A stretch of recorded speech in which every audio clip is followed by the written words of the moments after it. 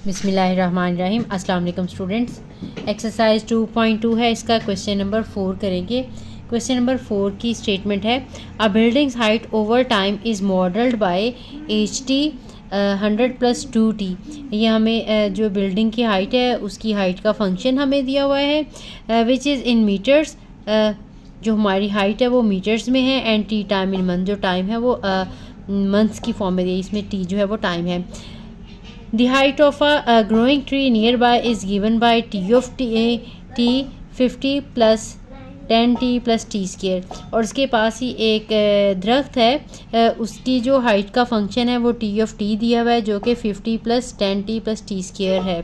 ठीक, at what time will the building and the tree have the same height. किस time building की और जो ट्री की हाइट सेम हो जाएगी वो हमने फाइंड आउट करनी है। और सेकंड हमने क्या फाइंड आउट करना है, what will be the height B, और उस टाइम हाइट कितनी होगी जब दोनों की हाइट इक्वल होगी। ठीक, और उसके बाद हमने ग्राफ जो है वो ड्रॉ करना है दोनों फंक्शन का, बिल्डिंग की हाइट का फंक्शन और साथ में ये जो ट्री की हाइट का फंक्शन। और साथ में हमने बताना है when tree will overtook the height of the building, के जब जो है दरख्त की हाइट जो है वो बिल्डिंग की हाइट से ज़्यादा हो जाएगी। तो इसका सलूशन स्टार्ट करते हैं। पहले इसका फर्स्ट पार्ट करेंगे, at what time will the building and tree have the same height, कि किस टाइम दोनों की हाइट सेम होगी। हमें जो दोनों फंक्शन दिए हुए पहले हम वो फंक्शन लिख लेते हैं। ठीक है,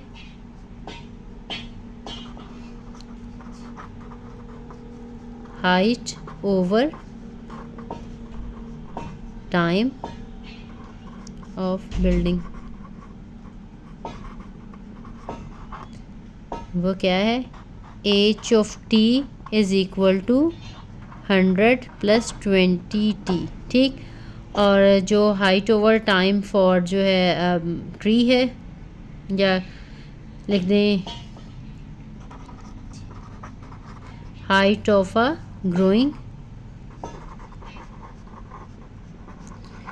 ग्रोइंग ट्री नियर बाय,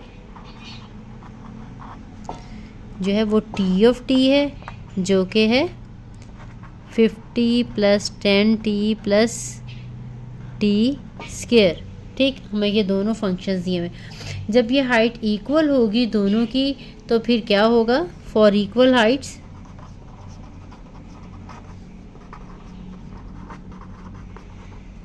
ठीक है, ये हाइट है बिल्डिंग की, इसका फंक्शन दिया हुआ है फंक्शन की फॉर्म में, और ये हाइट दी हुई है ट्री की।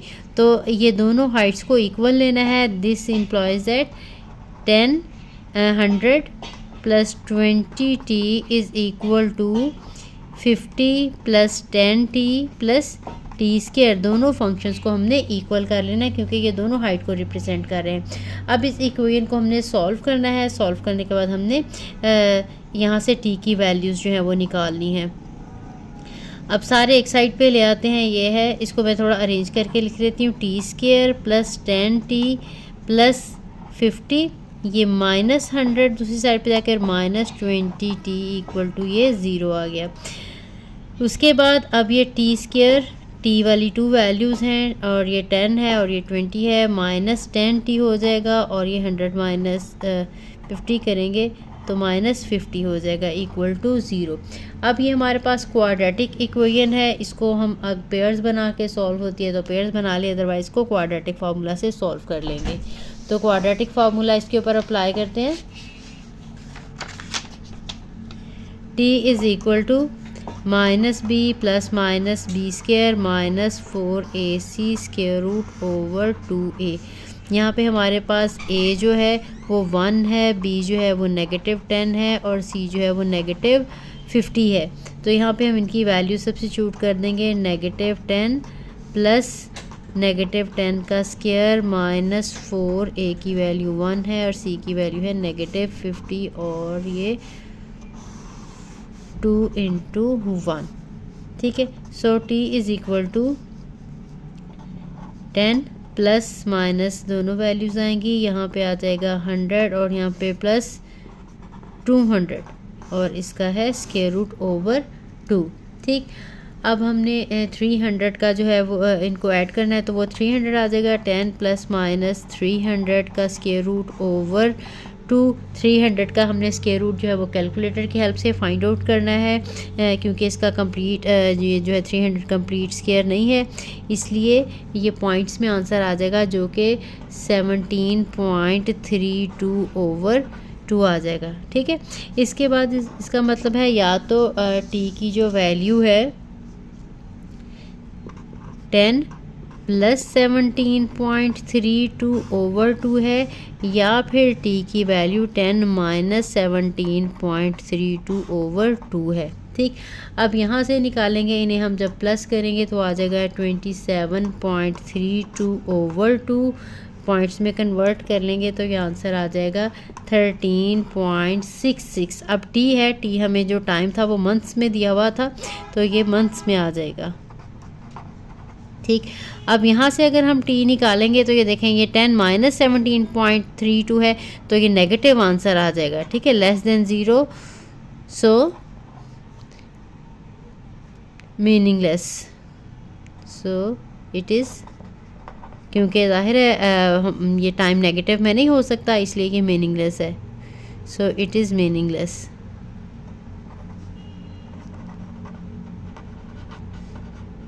या ठीक है, इग्नोरिंग दिस, क्योंकि ये नेगेटिव आ गया है। ठीक, अब हमारे पास इसका मतलब यह है कि जब 13.66 मंथ आएंगे, इतना होगा टाइम, तो हाइट जो है वो दोनों की इक्वल हो जाएगी। ठीक, और साथ में उन्होंने पूछा है कि ओवर 2 कब करेगी, यानी बड़ी कब हो जाएगी ट्री जो है वो बिल्डिंग से, तो 13.66 मंथ जो है इस पर जो है वो इक्वल होगी। जब इसको अप्रॉक्सीमेट हम अगर हम करें, जाकर 14 मंथ्स हो जाएंगे तो वो ओवर 2 कर लेगी हाइट। यहाँ पे लिखेंगे then tree will overtake the height of building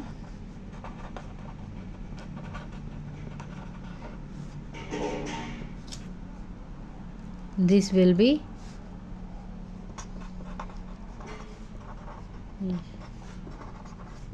14 months. ठीक, अब इसका नेक्स्ट पार्ट करते हैं।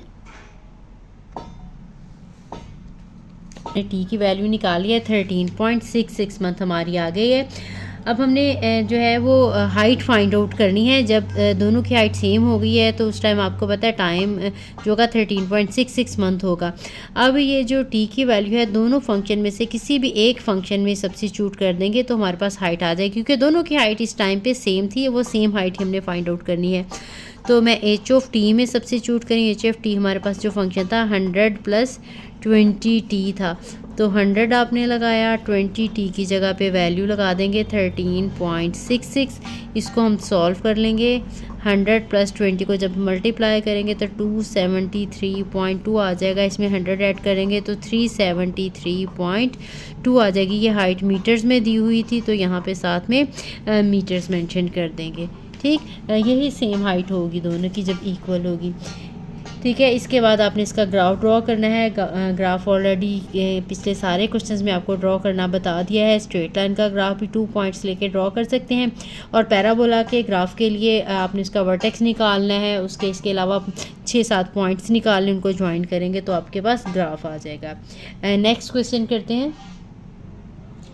क्वेश्चन नंबर 5 है, a radioactive substance has a half life age of 2 years. If the initial quantity is 200 grams and the exponential decay function is q of t is equal to q naught 1 over 2 t over h, then find the remaining quantity after 6 years graphically. हमें एक radio active substance है, उसकी जो half life है वो as उन्होंने बता दी है 2 years है। ठीक है,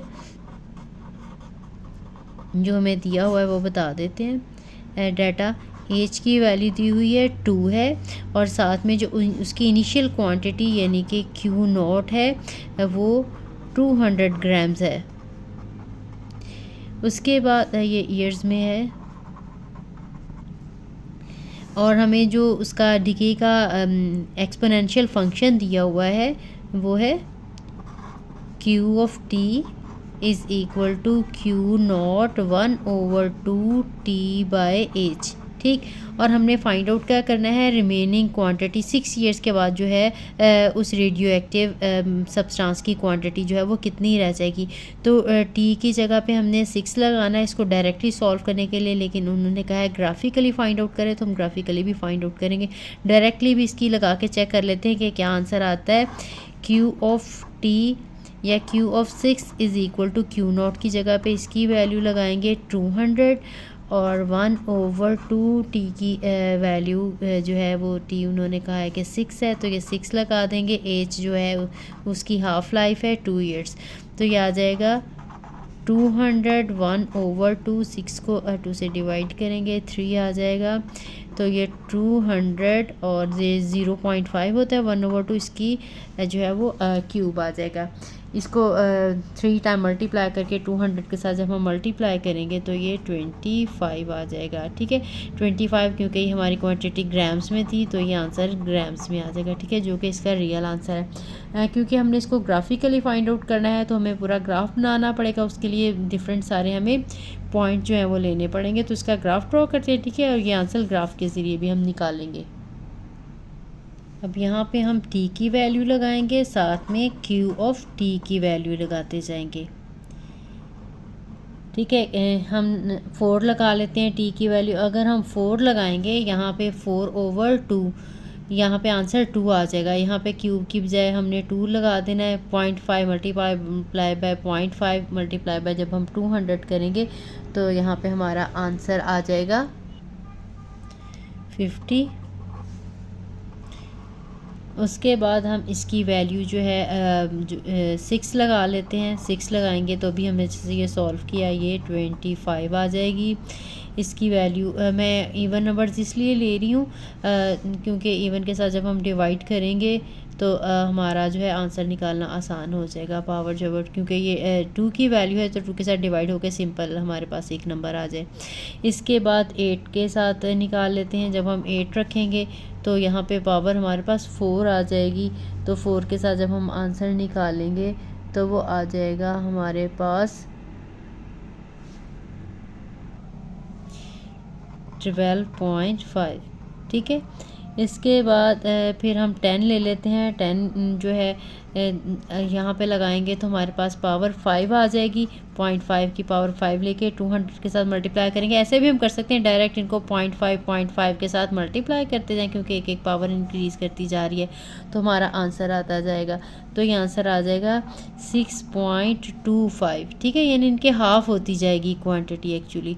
इसके बाद हम 12 रखेंगे। 12 पे आंसर मज़ीद इसको 0.5 के साथ मल्टीप्लाई कर लेंगे तो ये आ जाएगा 3.125।